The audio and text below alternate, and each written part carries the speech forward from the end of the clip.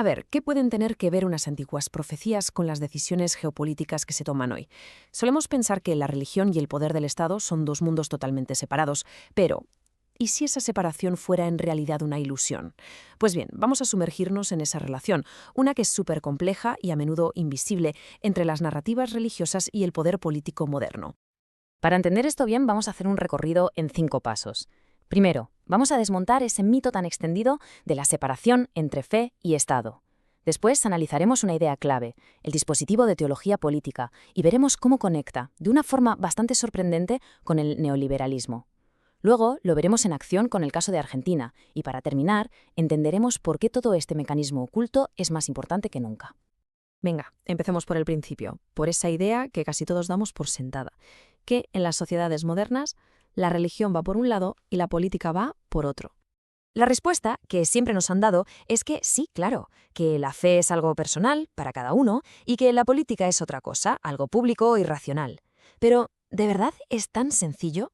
El análisis que vamos a explorar hoy apunta a que esta división, en el fondo, es más bien una ilusión. Y aquí está el giro. Las religiones nunca han sido solo un conjunto de creencias. En realidad, han funcionado como auténticas máquinas, máquinas de producir significado, de crear comunidad y, sobre todo, de generar obediencia. Dicho de otro modo, son dispositivos de poder en estado puro. Fijaos, tenemos a dos pensadores que nos dan las dos caras de la moneda. Por un lado, Spinoza, ya en el siglo XVII, defendía que había que separar la fe del gobierno para que la gente fuera libre. Pero claro, siglos después, Claude Lefort nos avisó de algo mucho más sutil. La teología no es que desapareciera, es que aprendió a camuflarse, a meterse en los cimientos del poder moderno, incluso del que se dice más laico. Y esto nos lleva a un ejemplo muy concreto y muy de hoy de cómo funciona este mecanismo, el sionismo cristiano. Pero no visto como una creencia más, sino como un dispositivo de poder muy, muy potente. Primero, aclaremos los términos. ¿Qué es eso de teología política? Pues pensemos que es como el ADN oculto de la política. Es el campo que estudia cómo ideas que nacieron en la religión, ideas sobre el bien y el mal, sobre el destino, sobre quién manda, acaban dando forma a nuestras leyes y justificando por qué el poder funciona como funciona. Y aquí entra la otra pieza del puzzle, el concepto de dispositivo de Foucault. Ojo, que no es solo una idea, es más bien como una maquinaria, una red hecha de discursos, de leyes, de costumbres, todo funcionando a la vez para que una forma de ver el mundo no solo nos parezca la correcta, sino que nos parezca la única posible.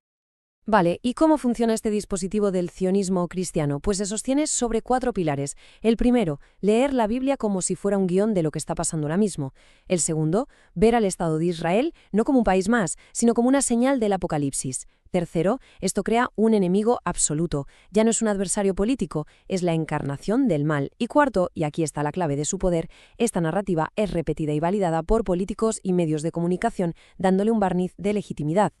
La consecuencia de todo esto es brutal. La guerra deja de ser un fracaso de la política para convertirse en una pieza necesaria de un plan divino. La violencia, de repente, se vuelve sagrada. Y el sufrimiento, bueno, el sufrimiento se convierte en un simple daño colateral de una historia mucho más grande.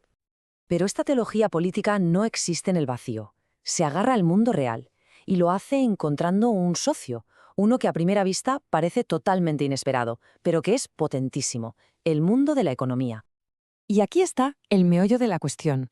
Parece que el sionismo cristiano y el neoliberalismo más duro no tienen nada que ver, pero si rascamos un poco, vemos que comparten una necesidad vital. Ambos necesitan un orden que nadie pueda discutir. Las similitudes, la verdad, son sorprendentes. Ambas lógicas necesitan un enemigo. Para el neoliberalismo son los improductivos. Para la teología es el mal absoluto. Ambas tienen un héroe, el individuo de éxito en el mercado por un lado, el elegido por Dios por el otro. Y las dos se justifican con una razón superior e incuestionable, o la eficiencia económica o directamente un plan divino. Esta es la clave de su alianza. El mercado, que ya no convence a todo el mundo con su promesa de prosperidad, necesita algo más, una justificación moral. Y la teología se la da en bandeja. Convierte la riqueza en una señal de que eres una buena persona. Y la pobreza en la prueba de que has fracasado moralmente.